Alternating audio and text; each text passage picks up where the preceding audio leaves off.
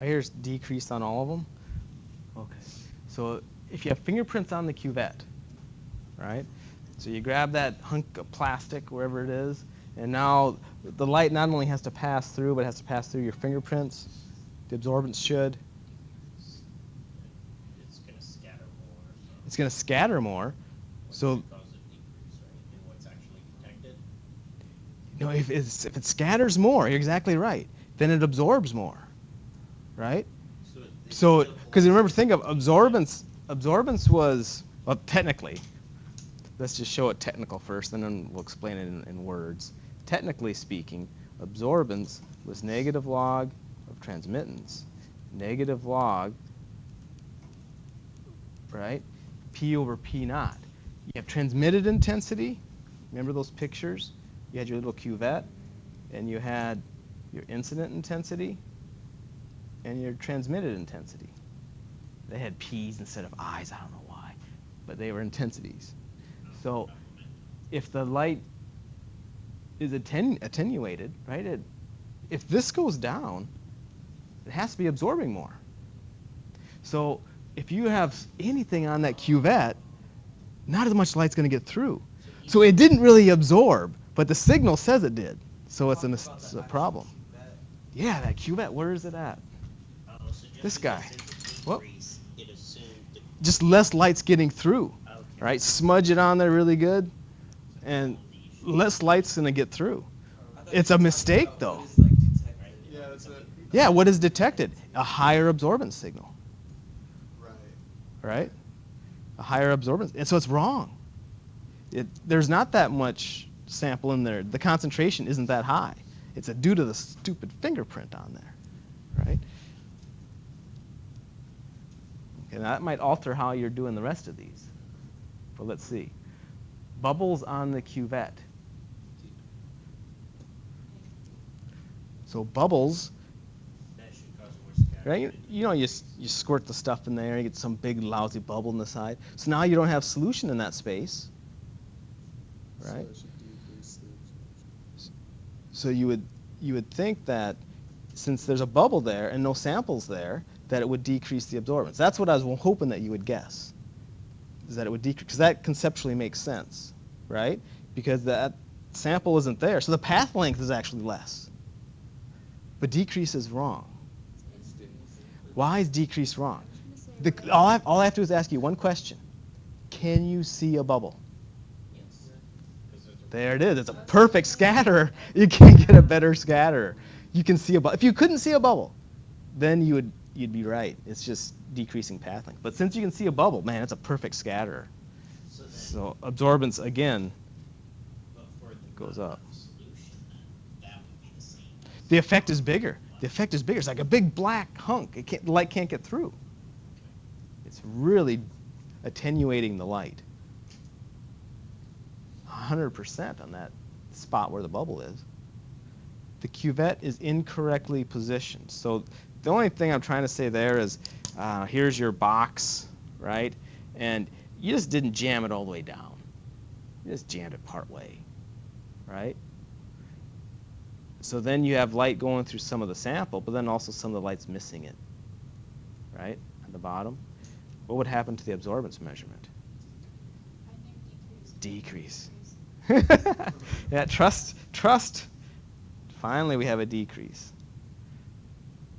Okay, now you have your little cuvette. Now, the only way to tell where the light is passing through on this cuvette, it's not the whole thing.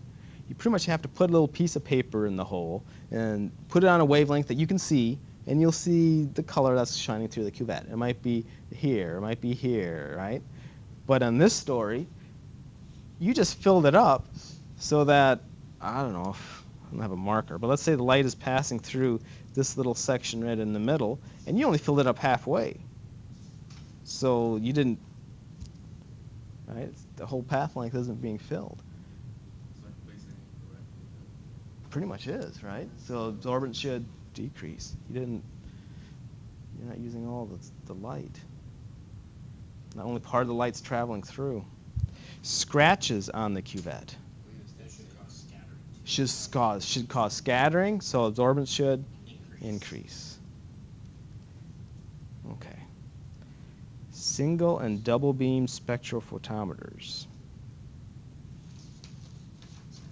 How is it that the scratches and the fingerprints cause scattering? Is it just when Well, I think it has. The scratch is probably scattering, but the fingerprint is probably the oil doing the absorbing. Because I don't think a fingerprint really scatters light. It probably absorbs everything. But a scratch, maybe a scratch absorbs too, because you're kind of etching it out. But I don't know. I think a scratch more reflects. That's why it looks so white. Yeah, because it changes the surface. Yeah. I just know on like telescopes and Yeah. stuff, you deal with scratches because if it scatters the reflected light that's coming towards it, it actually makes your image fuzzy. Yeah. So I would Or assume- fingerprints. Yeah, or fingerprints. So I would assume it would be the same thing for this. Yeah.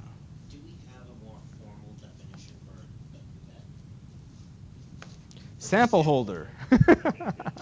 No, I think cuvette is different than sample. Because when I think of sample holder, I think of the thing that the cuvette goes into. Oh, I So- think that is a cuvette. Okay. All right. Okay.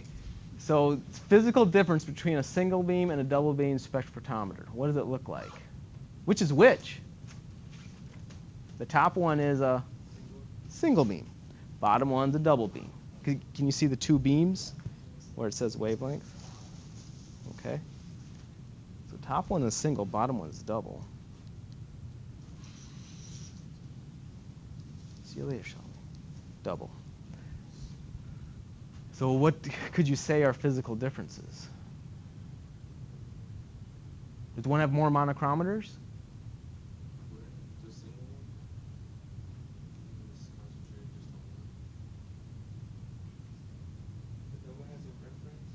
Double has a reference cell. The single doesn't. That's a good one. That's about it. And they have and they have more mirrors, right? Because you have to have two path lengths. So I guess the physical difference would be you have a reference cell. So you essentially have two sample holders, but you have to have these additional mirrors. Okay. One thing also that's not in here is you have to have a chopper on the double, but that's not in the box, so I'm not going to pick on that one. Okay. So the UViz is a double Ours is. spectrometer? Ours is. Spectrophotometer? Well, we'll get to that. We'll get to ours. But which is which? We saw that. How do you go about getting an absorbance reading at some wavelength in each of the above? So you fill your little cuvette with your sample. And if you're going to use a single beam, what physically would you have to do?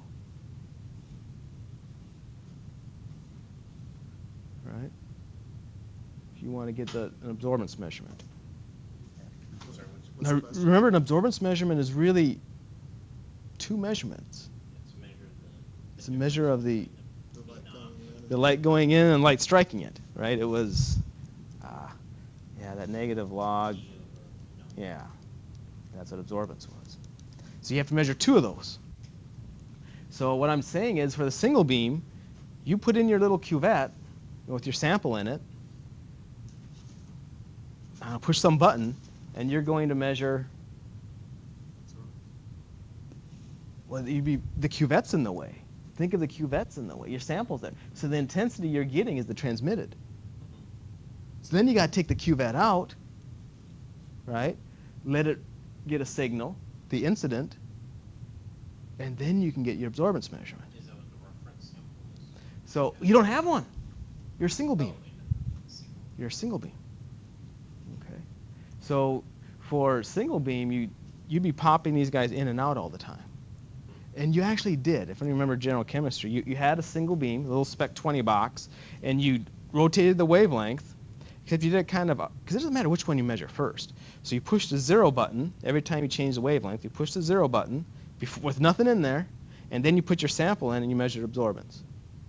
So you were actually measuring two. First you measured your reference, and then you measured your transmitted. So the reference is with nothing in there. Yeah. Do that.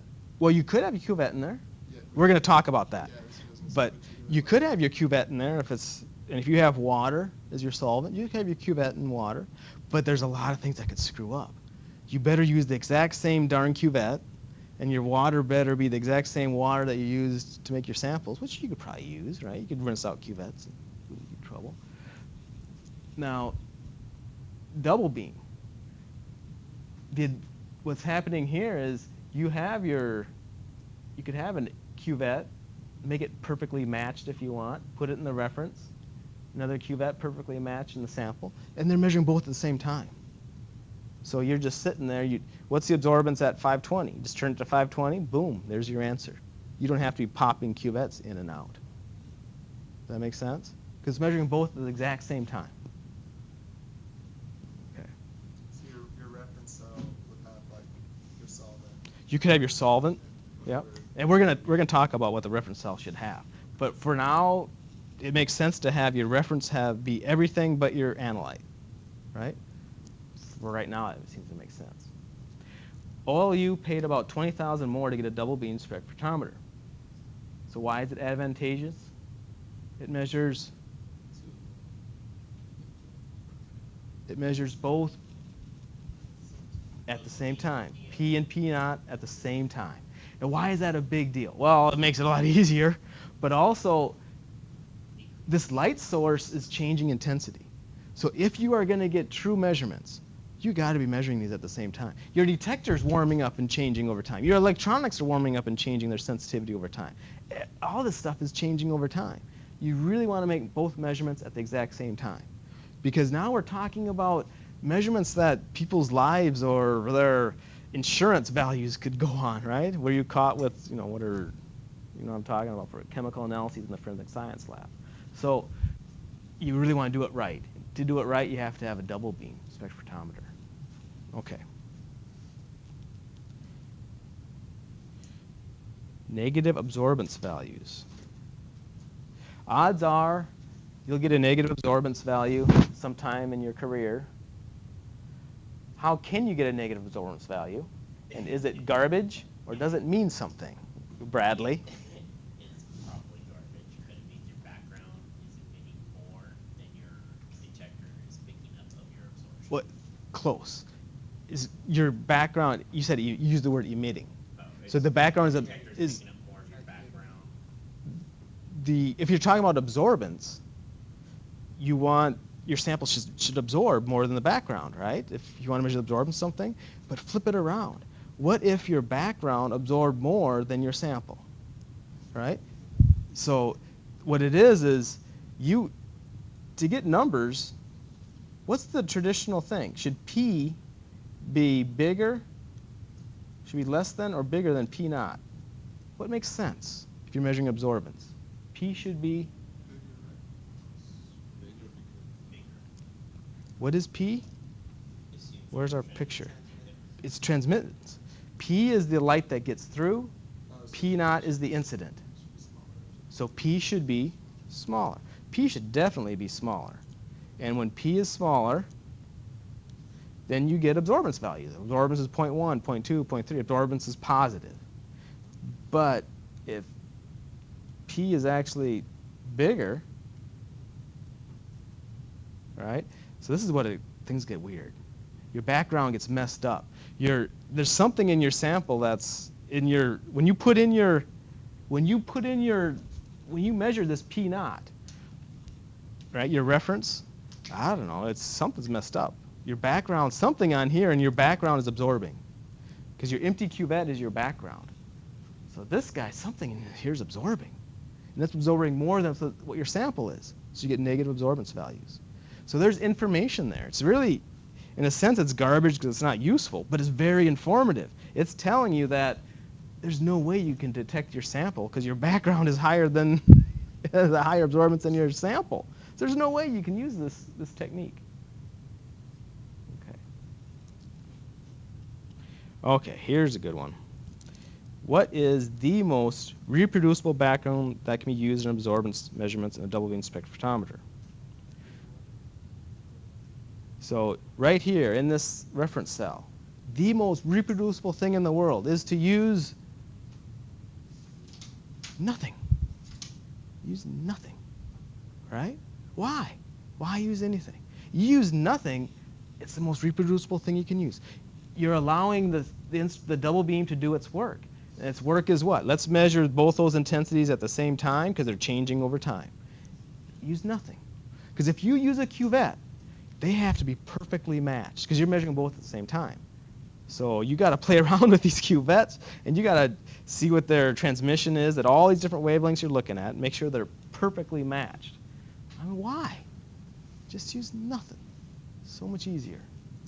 Okay. Let's finish the question, though. When would it be advantageous to not use nothing?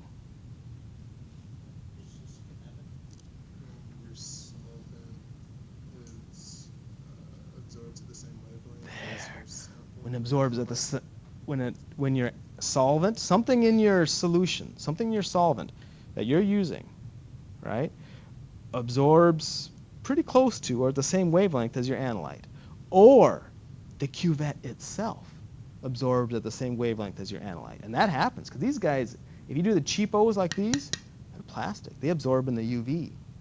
So if you're analyzing something that absorbs in the UV range, and if you want to try, you can put one of these in the reference cell to try to block it out. It's going to be noisy, though. Whenever you start playing with your solvent or your cuvettes that absorb in your area of interest, it's going to be noisy. Okay, now this stuff is, you might want to just watch and listen to this stuff, because this is going to be too much for you to write anyway. It's all conceptual anyway. So I added all this. Solid materials such as T-shirts and other objects often appear colored. For example, if a T-shirt's blue, what are the various pigment molecules in that T-shirt doing to achieve this color? Well, there's a hint. They're absorbing the other structures, so they're only reflecting back out. Pretty much, yeah. So they're absorbing all that stuff and they're reflecting out blue. Okay. Solutions also commonly appear colored. For example, to the right is an absorbance spectrum of an aqueous solution of a single pigment with peak absorbance at how many nanometers would you guess? 560 by 70. Five. Okay, right in the middle, 575. Right? Okay. So according to this wavelength chart, this wavelength is the color of this wavelength. This wavelength is the wavelength of the color green is 530. Yellow is 580. We're really close to 580, right? 575? Okay. Knowing this, what color will the solution appear? Will the solution appear yellow? It can't because it's absorbing yellow, right? So the hint is to use the color wheel. Yeah, exactly. Go to the exact opposite of it. That's going to be a violet appearing solution. I think that's what that suntan lotion is, lab, that you guys didn't get to do. Maybe. I don't remember. A food color lab or something? We did the food color. We did not get to the Okay. Why is a white T-shirt so much fresher to wear on a hot sunny day than a black T-shirt? Yeah. White reflects it all. Black absorbs it all. Yeah. Makes it. It's gonna be hot. Artists use a color wheel. I think. I don't know. I googled this, so maybe they don't, right? But it sounds good. Artists use a color wheel when opposites are mixed in equal proportions. Then the resulting color will be. So you take yellow pigment, mix it with violet pigment, equal proportions. What color would you get? Just guess. If you what? Mix. You get black. Yeah, it's. You use all of them. No, just opposites. Blue, green, and red, orange. Yellow, green, and violet, red. You end up getting this gray mess. So I don't know. I just thought that was kind of interesting. Okay. Explain each of these. This is the last thing, then we're done. Explain each of these images using words. Image number 1. Let's see, we have 1, 2, 3, 4, 5. 1, 2, 3. Oh, we have close to 5 people. All right.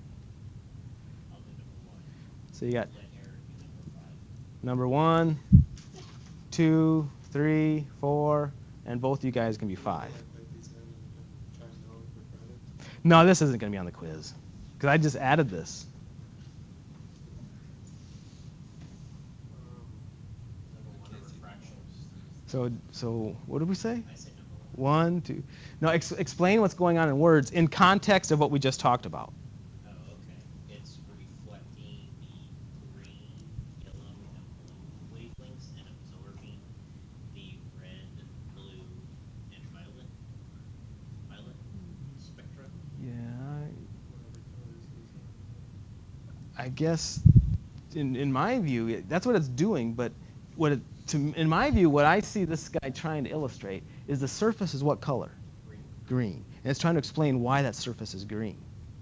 And then it's what you said. Absorbing the other Yeah. spectrum. It's reflecting green for sure. But it doesn't have to reflect just green. It can reflect some others and get away with still looking green. Okay. Right? Okay, then image 2.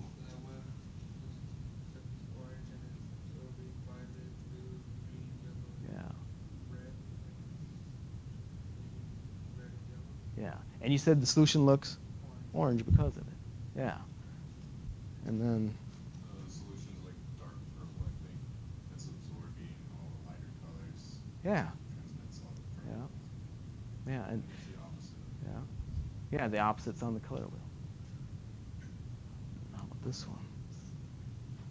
I'm not too sure actually. Is that an absorption overlay? I think it doesn't make sense unless you have this next to it.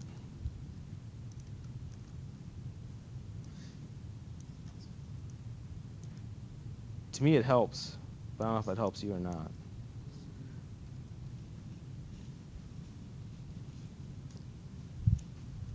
Right.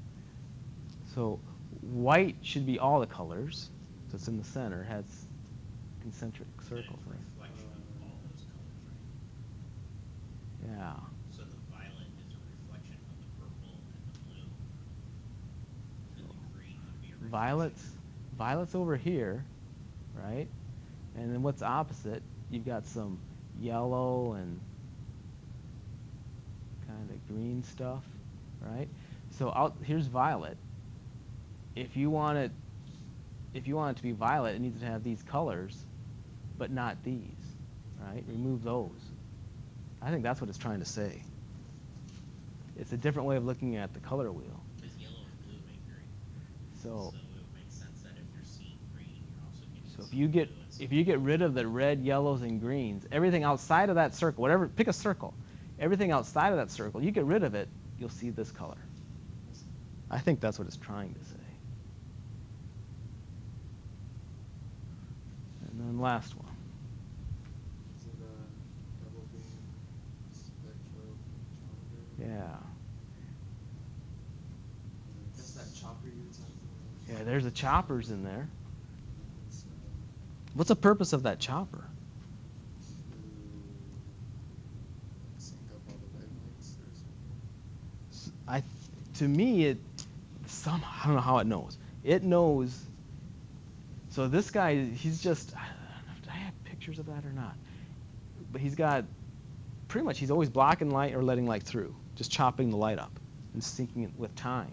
So there's only one detector.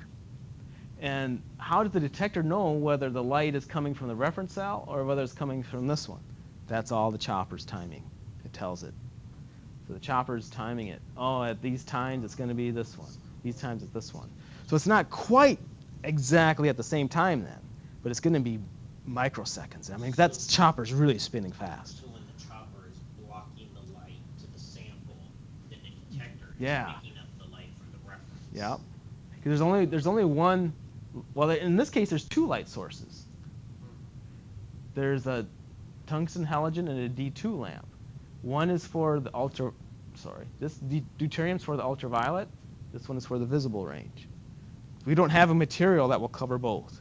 Maybe we do, but it's just super expensive, and this way it's cheaper. I'm not sure. But then you have your monochromator, and chopper does the rest. Okay. So that's it. So have a good day. Yeah, so these images and this stuff, don't worry about for the quiz. So like, for what do red dye molecules do to make a solution appear red? It's like they absorb all the colors except red or Well, they don't have to absorb all. they They absorb the colors that don't make red. definitely absorb these. Yeah. And then if it absorbed everything but red, that'd be great. But I think that's too expensive. I don't think they're going to do that. I think they're going to just have molecules that absorb these colors. Because that's all they really need to do to make it look red. So Yellow, green, and green. Yeah. so then for the yellow, it's it absorbs those ones on the opposite side of yellow. Yeah. Blue, violet, violet. Yeah. And then it would look yellow. Yeah.